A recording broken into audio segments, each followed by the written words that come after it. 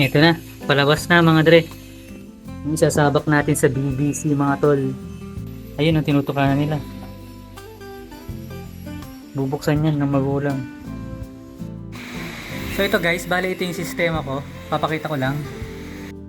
Tulungan na natin to guys. Tulungan na natin makalabas sa kanyang itlog. Tulungan na natin makalabas.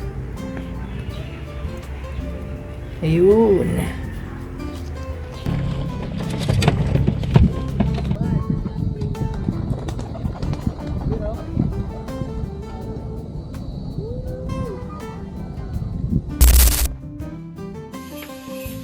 Ito na, palabas na mga dre. Yung sasabak natin sa BBC mga tol. Yan o.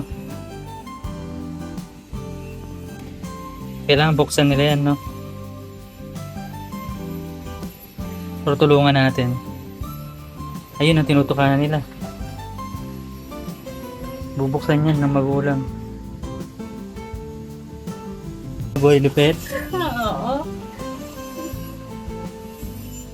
Buksan mo na. So ito guys, bali ito yung sistema ko. Papakita ko lang.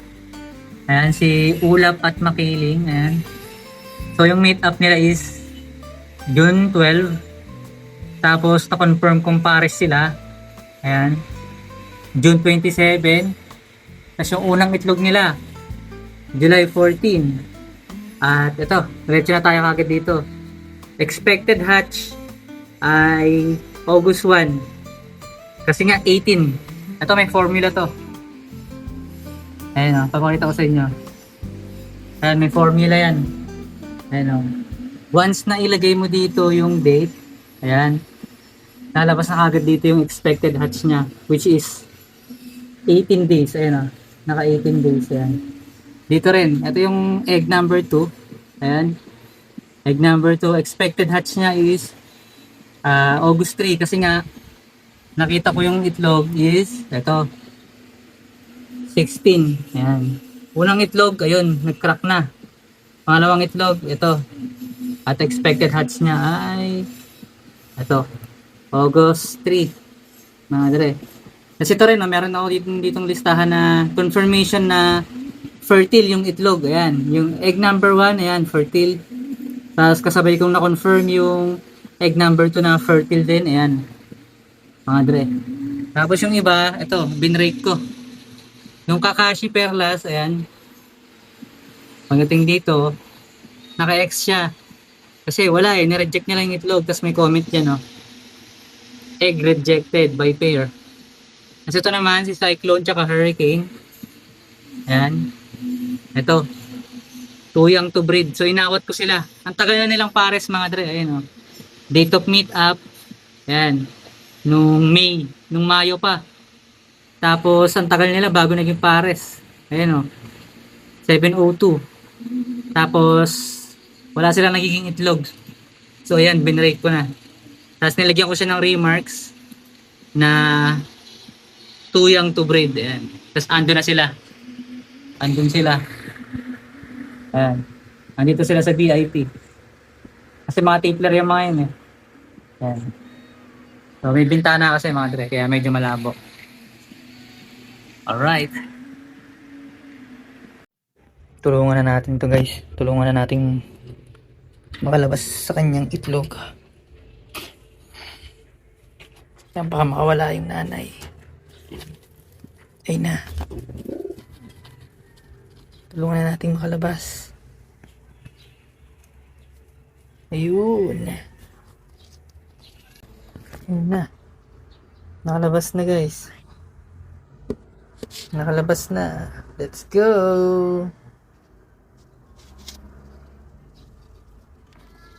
Dagdagan natin yung pagkain at baka magsubo.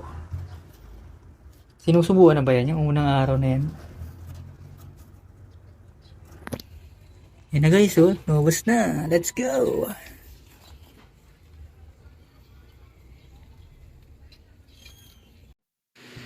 Malapit na mag alas 5 mga dre. Malapit na ako mag out sa trabaho.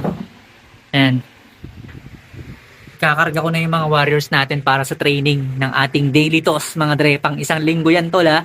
Dito lang malapit sa barangay namin or sa paligid ng barangay namin. Yan. Karga na natin yan tol.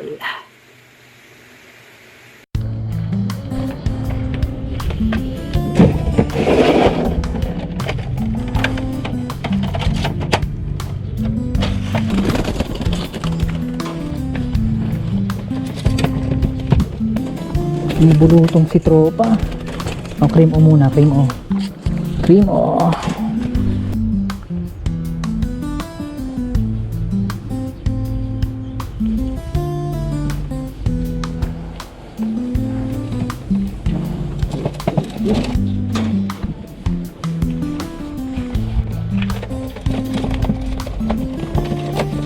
So yan, mas maganda na nasasanay sila dyan. Nasasanay sila ng matagal sa loob ng ganyan. Dahil sa kapag nag-loading, syempre 'di ba?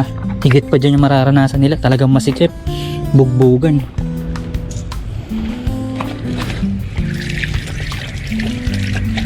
Walking distance lang yung paghahagisan namin ng kalapate mga tol. No? Parang walking lang tayo diyan. Kasama pa tayong baby. Ito may bakanting lote rito, pwede na rito. Spot.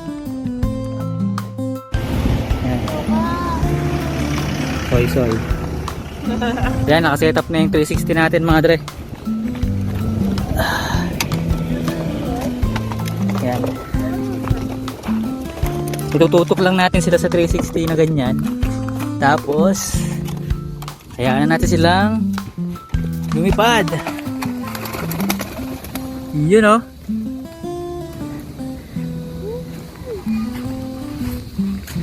Let's go. Nasaan na sila? Yun. Yun, ano sila? Yun.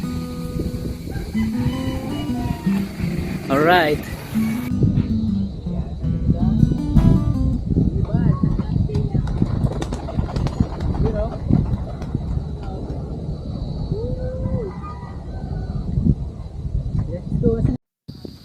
May kasama oh guys.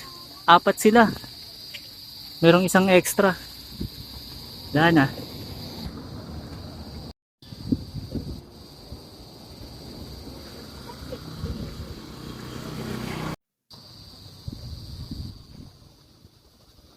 May sumunod.